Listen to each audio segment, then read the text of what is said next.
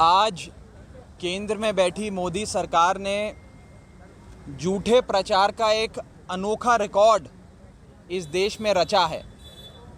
आज आम आदमी की गड़ी कमाई से अपना चेहरा चमकाने का एक अनूठा रिकॉर्ड केंद्र में बैठी मोदी सरकार ने रचा है और छले गए किसान, ठगे गए किसान के जख्मों पे नमक छिड़कने का काम केंद्र में बैठी मोदी सरकार ने किया है। आज देश के कई बड़े अखबारों में अंग्रेजी में इश्तिहार देकर केंद्र सरकार गरीब किसान को, मजबूर किसान को और खेतों में काम कर रहे गरीब दबे कुचले मजदूर को अंग्रेजी में इश्तिहार देकर समझाने की कोशिश कर रही है।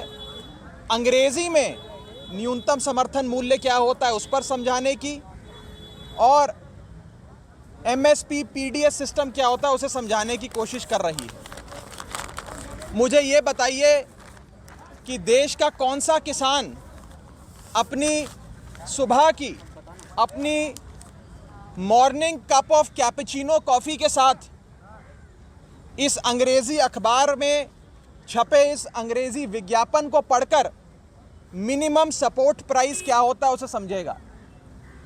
आज मैं पूछना चाहता हूं भारतीय जनता पार्टी से कि देश का कौन सा किसान, देश के 62 करोड़ किसान और कृषि क्षेत्र के मजदूरों में से वो कौन से लोग हैं जो सुबह अपनी कैपुचिनो कॉफ़ी के साथ इस अंग्रेज़ी इश्तिहार को पढ़ के minimum support price, public distribution system और पब्लिक प्रोक्योरमेंट को समझेंगे। आज एक तरफ जहां केंद्र में बैठी सरकार और भारतीय जनता पार्टी शासित कई एजेंसियां इस कोरोना काल में डॉक्टर्स और नर्सेस को वेतन नहीं दे पा रही हैं। दिल्ली में नगर निगम में कई दशकों से भारतीय जनता पार्टी की सरकार है। बीते 5 महीने से नगर निगम में काम कर रहे लोगों को उनका वेतन नहीं मिला है और दूसरी ओर भारतीय जनता पार्टी लाखों करोड़ों रुपए खर्च करके अंग्रेजी में सुनहरे इश्तिहार दे रही है। अगर ये चेहरा चमकाना नहीं है तो क्या है?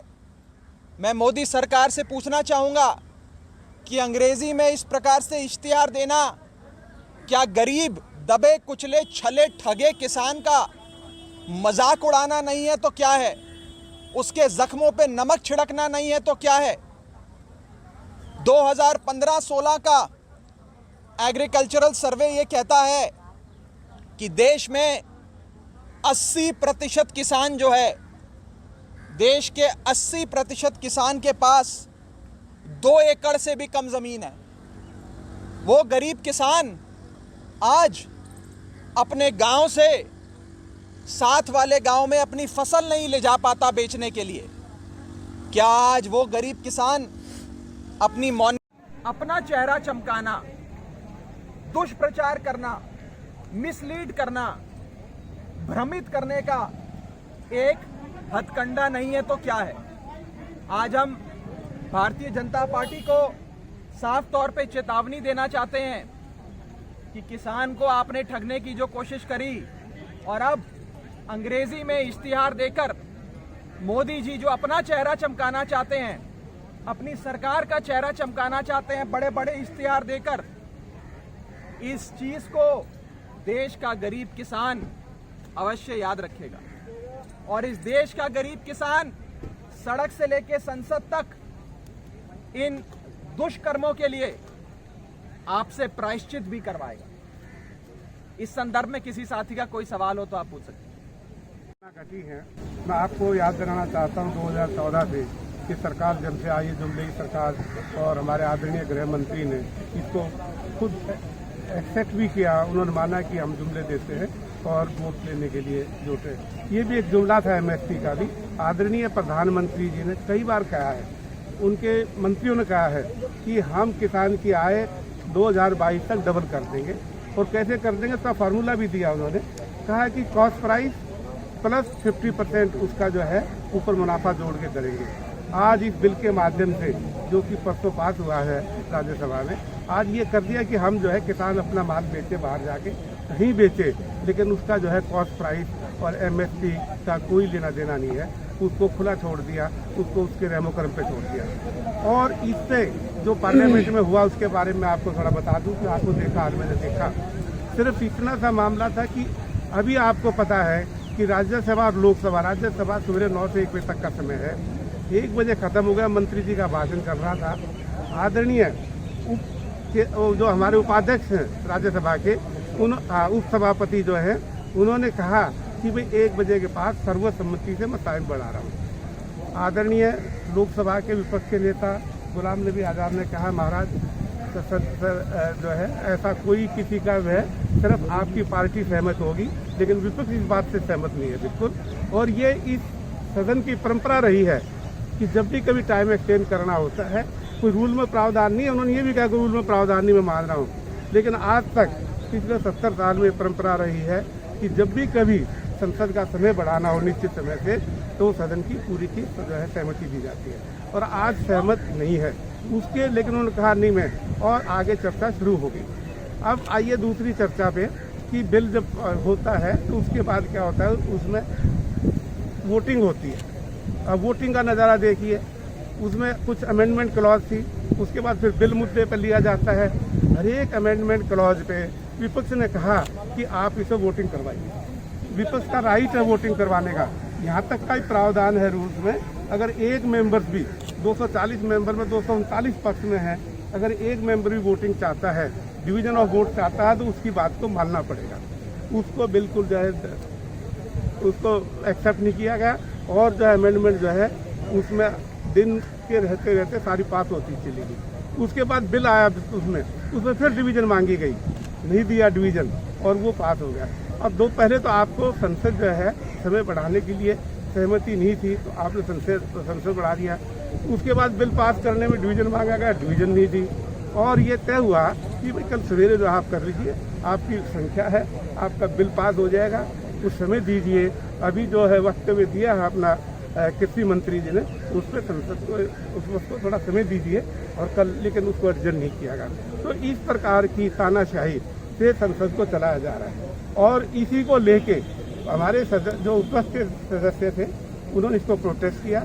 प्रोटेस्ट करने में उनके साथ दुर्व्यवहार किया, मार्शल ने उनको उठाया। इवन हमारे जो संजय जी हैं, जो हमारे आम पार्टी के सदस्य हैं, उनका कुर्ता भी फाड़ दिया गया, पैर से पकड़ के खींचा गया संसद के बीच में मार्शल द्वारा। तो इस प्रकार का जो है वातावरण है, और इसी वजह को इसको लेके प्रोटेस्ट में आज वो जो है 8 सांसद सस्पेंड किए, उनको जो लेके वो आज धरने पे है। आज का भी मैं पार्लियामेंट का बता दूं, आज पार्लियामेंट ने सबसे पहले ये कहा कि देखिए 2 प्रावधान होते हैं, एक होता है मोशन, एक होता है रेजोल्यूशन। तो मोशन दिया, गुलाम नबी आज़ाद जी ने भी दिया, और हमारे प्रोफेसर राम गोपाल ने भी दिया। राम गोपाल जी ने ये भी कहा हाथ जोड़ के कि मैं उनकी तरफ से माफ़ी मांगता हूँ, और ये सस्पेंशन माफ़ी ले लीजिए। और वहाँ अड़ गए, वहाँ कहते हैं आप रेजोल्यूशन लाइए, ये मोशन है, मोशन नहीं चलेगा, आप रेजोल्यूशन लाइए। तो इस प्रकार की तानाशाही, इस प्रकार की डिक्टेटरशिप, इतने पुराने सदस्य हैं, तो इस प्रकार का व्यवहार जो है किया जा रहा है। और अब जो है हम तो जो है प्रोटेस्ट पे हैं, आगे की कार्रवाई क्या होगी देखी जाएगी। दूसरा आपको एक चूर बता दूं, आपको सब देख रहे होंगे, ये सरकार जो है जुमले की सरकार, अभी सरकार ऑर्डिनेंस की सरकार, हर एक बिल से पहले ऑर्डिनेंस ले आती है, जबकि संसद में रूल्स में प्रावधान है, संविधान में प्रावधान है, कमेटी है, कोई 24 कमेटी है पार्लियामेंट की। कोई भी जो बिल आता है उस कमेटी को पहले उसको डिस्कशन होता है, क्योंकि एक सिस्टम में कलेक्टिव विजडम आता है। उसमें भी आपको एक चीज़ और मैं बता दूं, जितनी पार्लियामेंट्री कमेटी है उसमें सत्ता पक्ष के मेंबर ज़्यादा होते हैं। वहाँ इनको डर नहीं होना चाहिए कि कहीं वोटिंग के द्वारा विपक्ष जो है आपकी बात को दबा देगा। कभी भी ये इन्होंने सिस्टम बना लिया है, ये कभी भी पार्लियामेंट्री स्टैंडिंग कमेटी को रेफर नहीं करते, इतना ही ऑर्डिनेंस लाए और उसमें जो है बिल पास कर दिया। दूसरा, ये ऑर्डिनेंस जो है पास करते चले जा रहे हैं और दबाए जा रहे हैं। इस बिल पे जो फार्मर्स का बिल था, विपक्ष ने डिमांड की कि आप इसको सेलेक्ट कमेटी को भेज दीजिए। ये बहुत बड़ा मुद्दा है, किसान का मुद्दा है, मजदूरों का मुद्दा है, देश का पूरा देश का मुद्दा है। यहाँ की 70% पॉपुलेशन हिंदुस्तान की कृषि पर निर्भर करती है। अभी भी जो आपने जीडीपी देखी होगी, 24% डाउन आई जीडीपी। अगर उसमें कृषि का योगदान नहीं होता जीडीपी में, तो वो जीडीपी भी कहीं की कहीं और मतलब 30% मिलती। तो इस प्रकार जो किसान आज जीडीपी को भी देख रहा है और इसको उसके साथ इस तरह का व्यवहार किया जा रहा है, उसकी बात रखने का उसको कहा नहीं जाता। तो डेमोक्रेसी नाम की कोई चीज़ नहीं है। ये सरकार ऑर्डिनेंस सरकार हो गई है, ना स्टैंडिंग कमेटी की जरूरत है, ना सेलेक्ट कमेटी की जरूरत है, ना पार्लियामेंट में विपक्ष की जरूरत है। तो इस प्रकार से जो है, अगर आपका कोई इसमें और कोई सवाल हो तो मैं तैयार हूँ बताने के लिए।